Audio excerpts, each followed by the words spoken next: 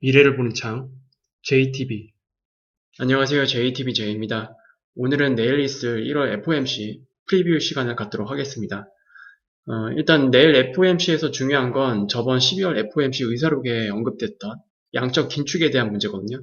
분명히 양적 긴축에 대한 문제를 이번 FOMC에서도 분명히 다뤘을 겁니다.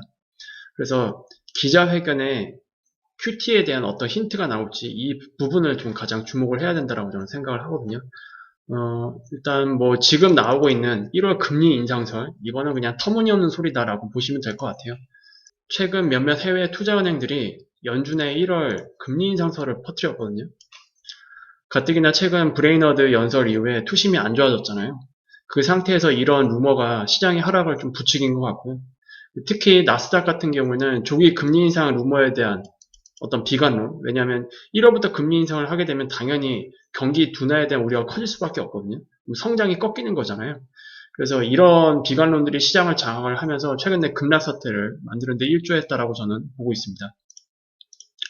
그렇지만 제가 예전에도 누누이 말씀을 드렸지만 테이퍼링이 완료되기 전에 금리 인상하는 거는 말이 안 돼요. 반드시 테이퍼링을 다 완료한 이후에 금리 인상을 하는 게 정상적인 수순입니다. 그래서 지금은 오히려 시장이 우려하는 수준보다 덜 매파적인 1월 FOMC가 되지 않을까. 그렇게 저는 예상을 하고 있고요. 시장이 이렇게 하락한 상태에서도 만약에 연준이 오히려 적극적으로 나서서 막 매파적인 멘트를 날린다. 그리고 그러한 정책들을 발표한다. 그렇게 되면 시장은 당연히 그대로 주저앉겠죠? 그러면 당연히 투자 심리는 악화될 거고, 그리고 기업들의 투자 심리도 악화될 수밖에 없습니다. 이자 비용에 대한 부담도 굉장히 좀 부담스럽죠. 이렇게 되면 결국 또 소비 심리까지 악화가 되고요. 이제 경기 둔화를 넘어서 경기 회복 실패하는 이런 악순환으로 연결될 수 있기 때문에 이렇게 되면 뭐 결국 연준의 정책은 실패하게 되는 거죠. 그래서 지금 연준의 단기 목표 그리고 현재 연준의 고민 이런 것들을 좀 살펴보면 어쨌든 지금 인플레이션을 잡으려고 하는 이유도 요거거든요. 완전 고용 달성과 추세적인 경기 확장세를 위해서. 이게 지난 8월에 상원에서 연설할 때 이렇게 얘기를 했잖아요. 완전 고용 달성과 추세적인 경기 확장세를 위해서는 지금의 높은 인플레이션이 최대 위협이다. 그래서 이 최대 위협을 관리를 하기 위해서 지금 금리 인상에 대한 문제가 나온 거잖아요.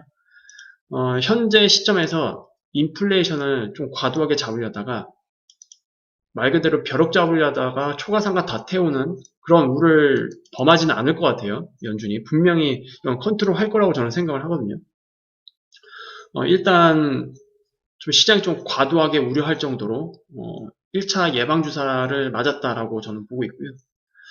그래서 1월 금리 인상서 이건 좀 말이 안 되고 3월 금리 인상 시점에 가봐야 우리가 조금 그런 부분들을 어느 정도 받아들일 수 있지 않을까. 그래서 지금 뭐 어떻게 해서든 연준은 뭐 요거 하나일 거예요. 어떻게 하면 경제 충격을 최소화시키면서 인플레이션을 낮출 수 있을까?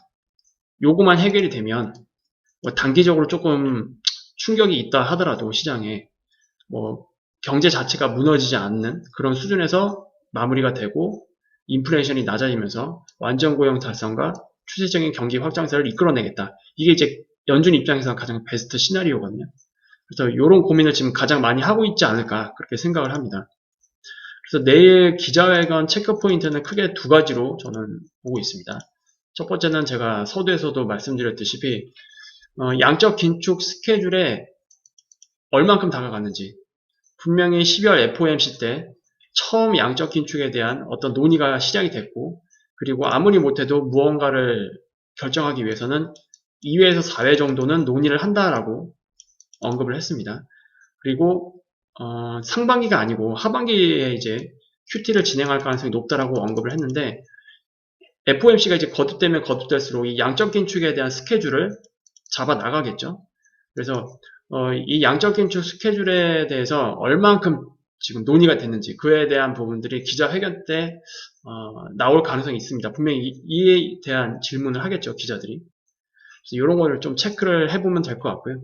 그래서 연준의 어떤 뉘앙스로 이 질문에 대해서 답변을 하는지. 그래서 연준이 언제쯤에 양적 긴축을 하겠구나. 좀 시장에 미리 좀 예상할 수 있는. 단지 여기서 이제 상반기 이슈만 안 나오면 됩니다. 뭐 양적 긴축에 뭐 갑자기 상반기에는 뭐 빨리 진행되면 상반기에는 할 수도 있을 것 같다. 뭐 5월달, 6월달 할 수 있을 것 같다. 요런 소리 나오면 이제 또 시장이 추가 충격을 받겠죠. 근데 요런 소리만 나오지 않으면 됩니다. 그래서 양적 긴축에 대한 어떤 코멘트를 우리가 좀 체크를 해야 될 거고요. 두 번째는 테이퍼링 종료 후에 첫 번째 금리 인상을 할 거잖아요. 지금 테이퍼링 종료는 뭐 2월이 될 수도 있고 3월이 될 수도 있습니다. 어쨌든 3월 금리 인상 가능성이 굉장히 높은 상황이기 때문에 그 전에 테이퍼링을 종료를 해야 되겠죠. 근데 그 첫 번째 금리 인상 강도가 어떻게 될 것인지가 굉장히 중요합니다. 이건 이제 그때 당시 어떤 지표들을 보고 분명히 정하겠죠. 지금 당장에서는 확신을 갖고 이렇게 얘기를 하기 힘들 겁니다.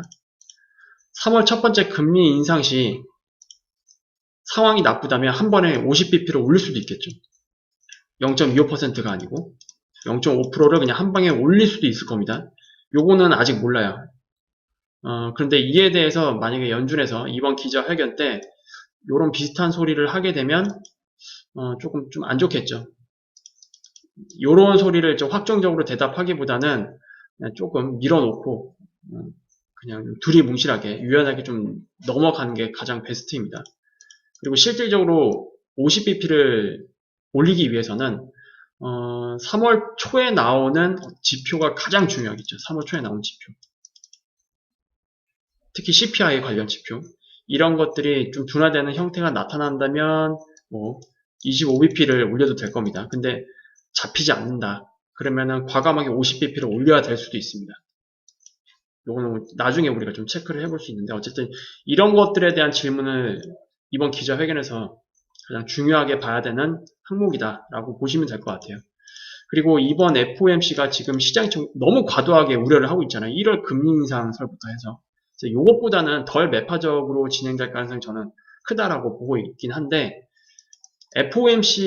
그래서 FOMC보다는 2월 초에 나오는 지표가 더 중요하지 않을까 그렇게 생각을 합니다.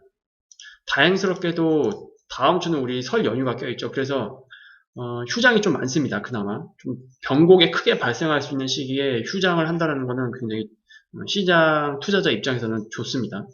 다음 주 스케줄을 보면은 일단 한 3개 정도 체크를 해야 될 항목들이 있습니다. 첫 번째로는 ISM 제조 PMI 지수고요.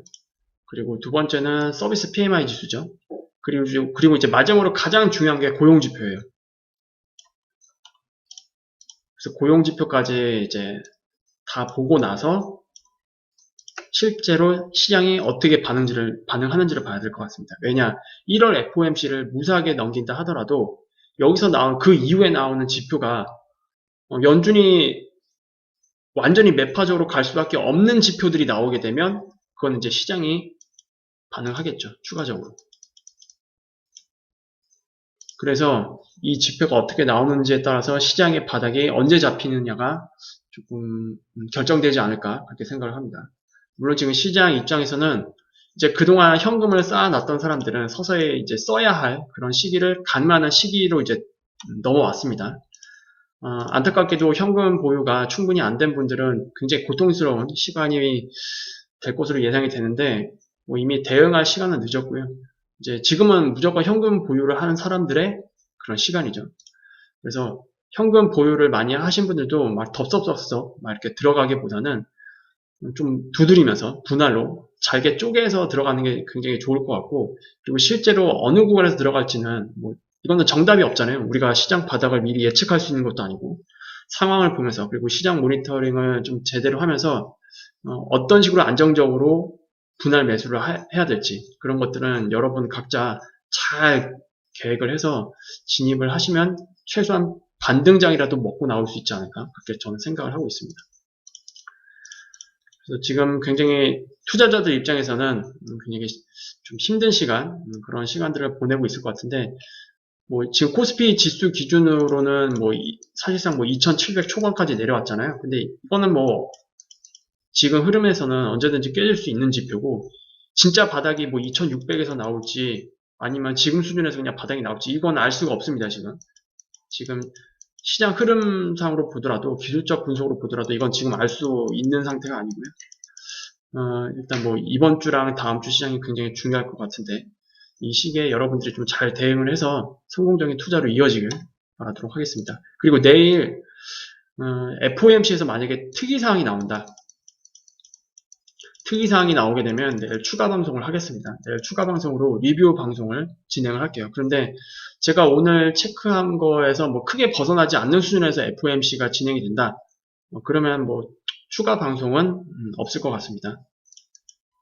이렇게 좀 참고를 하시면 될 것 같아요. 그래서 오늘은 이렇게 마무리 짓도록 하겠고요.